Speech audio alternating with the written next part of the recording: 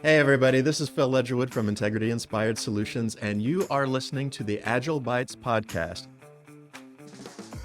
This is a show where we take lean and agile concepts and break them down for you. So if you're trying to take your organization into greater agility, it's going to help you get buy-in. It's going to help you understand how to execute these practices, how to get the maximum value out of them, and most importantly, help you be empowered in your role to bring your organization into greater agility, whether you're a developer on a team or whether you're the CEO of a company. So sit back, relax. I hope you enjoy it, and we're going to get started. Hi, everybody. I'm Phil. I am actually in the room with Cora Cameron, who's doing the hard work on the podcast. I just get to talk about today's topic. And today we're going to be talking about retrospectives. The reason I wanted to do retrospectives for our first topic is because, in my experience working with clients, I have found that if your self improvement mechanism is working very well, you're going to be okay. Eventually, you're going to figure things out. I mean, it's good to talk to more experienced people and agile coaches who can help you over some bumps that they've been through on their own. That's kind of the point of this podcast, really. But at the same time, if your self improvement mechanism is really clicking along, if it's really valuable, you're going to be okay. Your team is going to figure the things out that it needs to figure out. And so I kind of wanted to start with that and really help you get a good, solid foundation for your self improvement practice.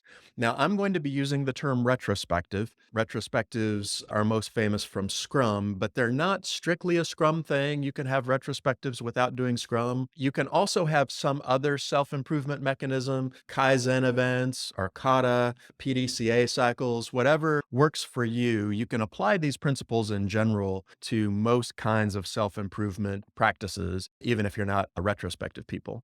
When I was kind of an agile baby and started doing retrospectives for the first time, I became a certified Scrum Master. And at the time, all you had to do was sit in a room while someone else talked for 2 days. I'm given to understand it's a little more rigorous now, but at the time, there wasn't much to it. And what they taught us is when you're doing a retrospective, what you want to do is take your team and you want to go around the room and you want to ask everybody what's going well, what's not going so well, and what kind of changes should we make. So it's sort of like, what should we keep doing? What should we stop doing? What should we change? Or as I've heard it put in some cases, what makes you mad? What makes you sad? What makes you glad? And so when I started facilitating retrospectives, that's exactly what I did. And I'm not saying that those went exceptionally badly, but I did start to notice some things that I really didn't care for. One of the things was the very individualized focus of the way that format worked. Like, we're supposed to be a team. We're a team that has a way of working, and we're supposed to be discussing and improving as a team.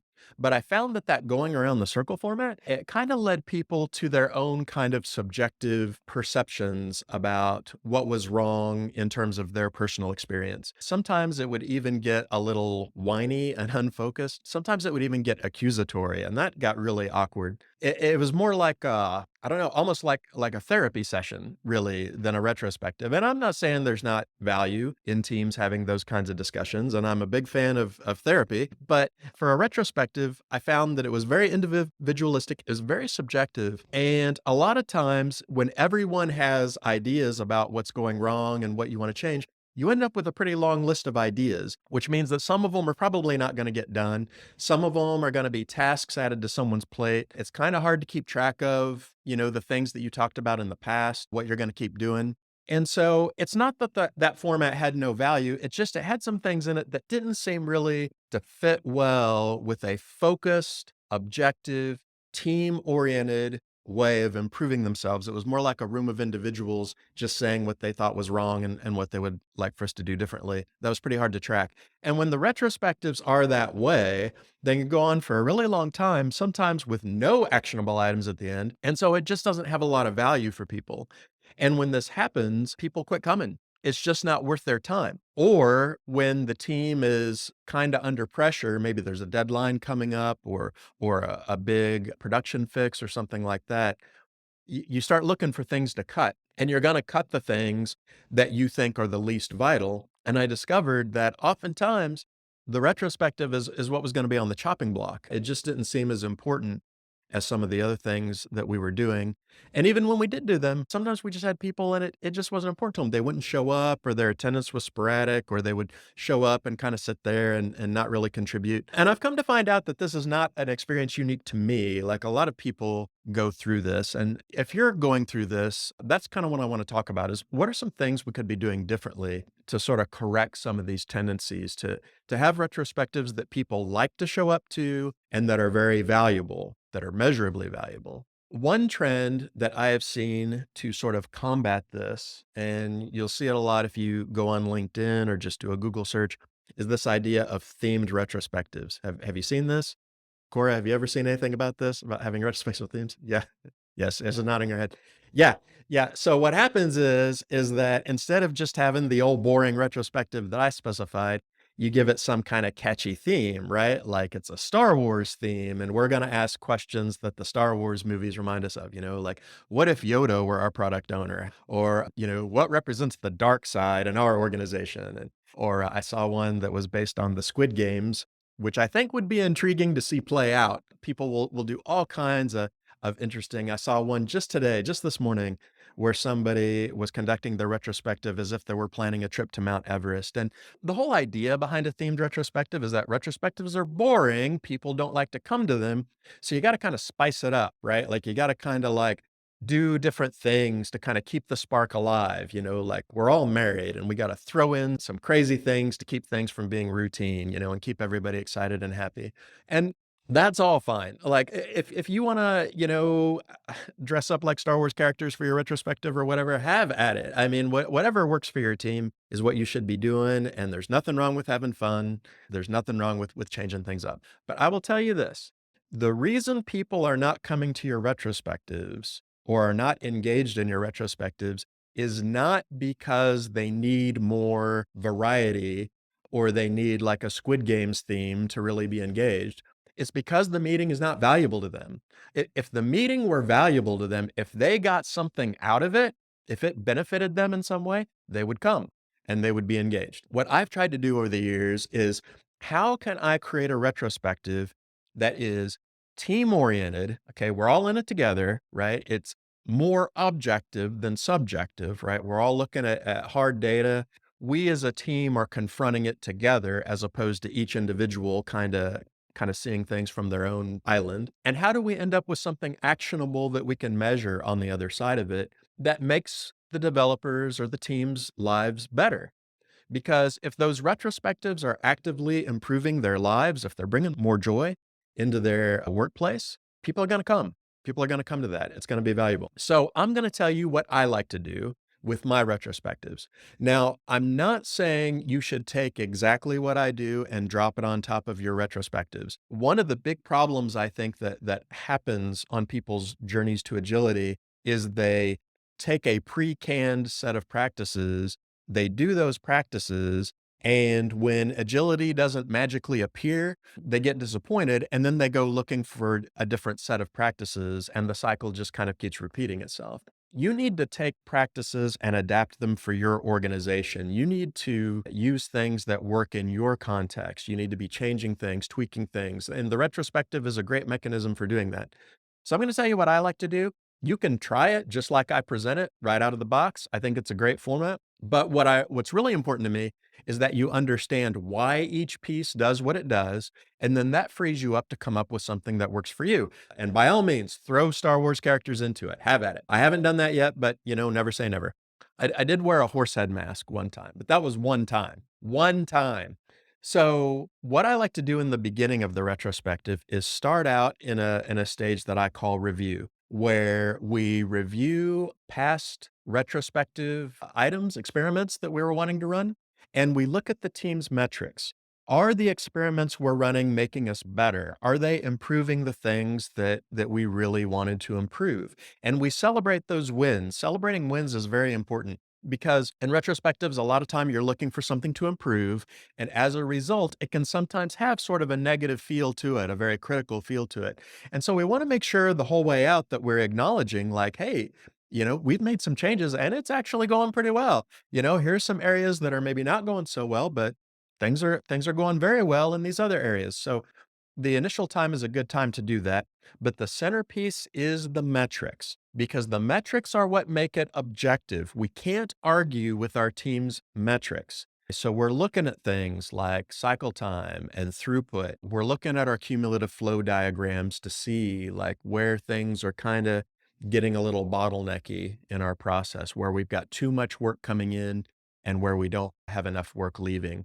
What places are starved for work? What places are overworked? These are things that the metrics tell us, and they're not really dependent on anyone's particular opinion or perception. So now the team has kind of, for lack of a better word, kind of a common, maybe not a common enemy, but a common vision of reality. Like we've all stepped on the bathroom scale. We all see how much we weigh. Good, bad, indifferent. It is what it is. And now the team together is looking at that, and now we're going to use that as grist for the mill for the rest of what I like to do. So that's phase one. Phase two is where we identify the area of improvement. What you really want to do, if you can swing it, and your metrics should give you some pretty strong signposts, is you want to find the thing that is your biggest constraint. In other words, it's the thing that sort of controls the speed or experience of the whole production line, for lack of a better word, right? It's that one piece of the puzzle that has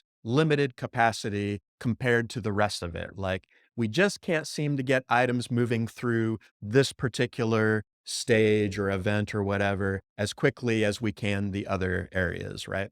If you can identify that one super bottleneck, the main constraint, and you can improve that, you're going to get exponential benefit from that. If you improve anything else in your system but that, you might get a little bit of improvement, but not that much. You really want to hit the thing that has the biggest bang for the buck. So, for instance, if QA is just overloaded, right? Like they just can't get through stuff fast enough, it doesn't really do my team good to figure out something that makes coding faster, right? Because coding faster is not going to change our delivery rate. It's not going to change our throughput until we address that QA issue, right? So looking for that is very important. The metrics will help you find that. People's discussions and stories will help you find that. But sometimes that constraint might not be super clear, or you may not want to spend this particular period working on the constraint for some other reason, maybe for morale reasons, right? Like you just want to do something that just makes people happier, even if it doesn't necessarily affect your throughput. And so, in some form or fashion, I want my team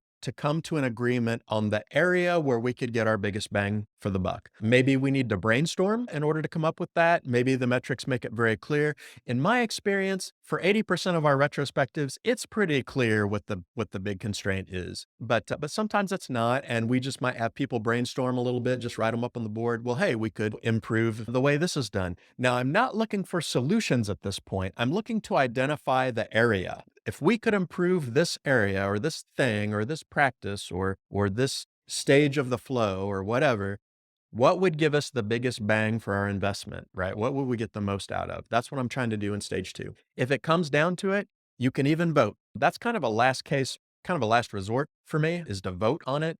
Usually, like I said, the main impact is pretty clear. And if it isn't, even if there's some people who are holding out for another area, it's usually pretty easy to negotiate. Well, could we work on area A this time around? And then we can bring up area B for the next retrospective. And people are usually just totally fine with that. But this kind of gets everyone engaged. Everyone can kind of talk about what they think the biggest constraint is and why. We can bring the metrics into it. And it's a very objective, team-focused discussion. I'm not going around asking everybody like what things they like and what things they don't like. We're actually looking at our collective situation as a team and figuring out, you know what, if we could improve the handoff from the business analyst to the developers, I really think we could get a lot of benefit from that because we're really slowing things down there, or that's a really, traumatic event for a lot of people or whatever. And so phase two is identifying the constraint or identifying the area we're going to improve. And then finally, phase three is we're going to pick an experiment to address that area. Okay. And this is where we start brainstorming ideas. What could we do to improve this area? Do we change the things that we're putting on our work item cards? Do we put more data in there? Do we come up with policy because maybe we don't have sufficient policies around that? Do we adjust our WIP limits? Do we change the way a certain event happens? If we're a scrum team, is the sprint length what we want it to be?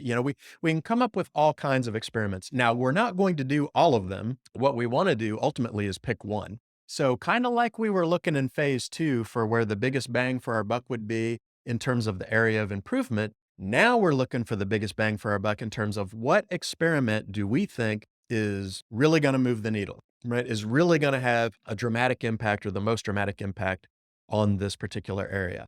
And ideally, we want to get one. If the thing we decide on is really small, or maybe it's something just for one person to do, we might pick a second one as well. But we don't want to do like 5. And we sure don't want to come out of our retrospectives with like a task list for everyone with their individual assignments.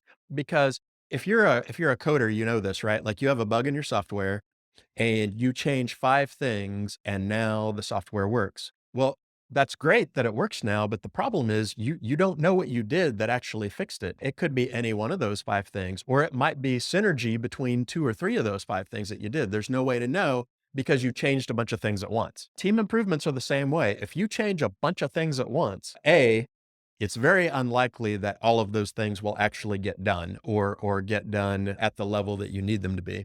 B, even if they do all get done, if things improve, you don't know why they improved. If things decline, you don't know why they declined. If things hold even, you don't know why that happened either. Maybe one of the things you tried really improved things, but another thing you tried really sandbagged things and they ended up balancing out.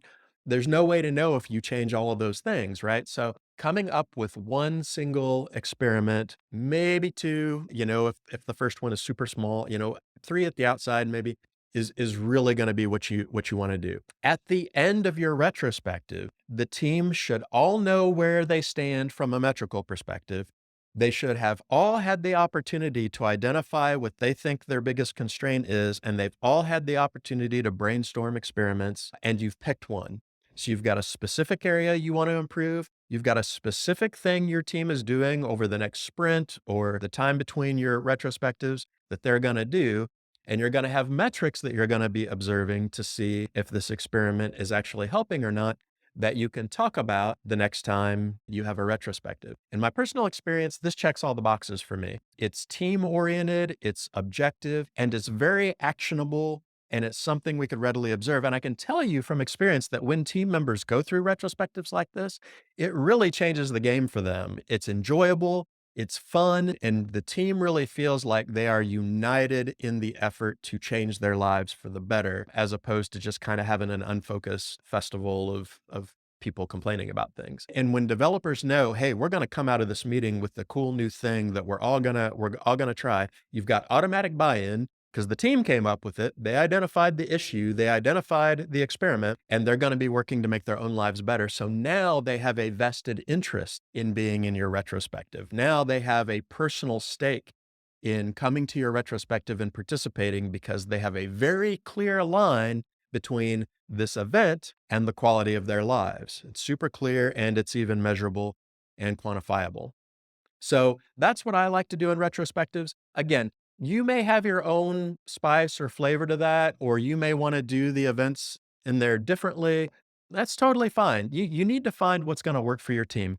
But I do highly encourage you that if you're struggling with retrospectives to be productive, or people are just not interested in it, or it gets cut a lot, or it seems more cumbersome than anything else, then try something that gets your whole team participating collectively as opposed to each individual individually, and have them at the end of the retrospective, when you leave, have one actionable thing for the team to change that you can talk about. And how you choose to get there is up to you. I shared with you how I like to do it, but those are the principles behind it. And I really think you'll find that it will transform the value that you get out of those retrospectives and the level of involvement that you get. That's how I like to do retrospectives. It's a subject that's near and dear to my heart because if your retrospectives are working, then you're going to be fine. Everything else is going to fall into place. All your other questions and Agile issues will eventually get ironed out if you have a nice, solid self-improvement mechanism. Thanks for listening to our first episode of Agile Bites. We know that oftentimes Agile bites, but we don't think it necessarily has to. And I hope you like the episode about retrospectives that work. I really hope that makes a difference for you and really changes the quality of your retrospectives. I'd love to hear about it. If you are watching or listening to this on a platform where you can comment, leave us a comment. Tell us about how this affected your retrospectives, or if you have other ideas about things you like to do that have worked well for you. If you're interested in what we'll be doing for the next episode, so am I, but I promise you it will be great. So you should definitely tune in. If you are on a platform where you can subscribe or follow, please do that. You can also hop over to integrityinspired.com. That's the company that I own, is Integrity Inspired. And at integrityinspired.com, you can reach out to us directly. You can also sign up to your email list. So if you want to talk further about some of the stuff that you heard about today, I'd be happy to do that. Well, thanks a lot for coming. I know that you could have been listening to a podcast on crypto or weird moments in world history. So I appreciate you coming to listen to us. And I look forward to talking to you next time.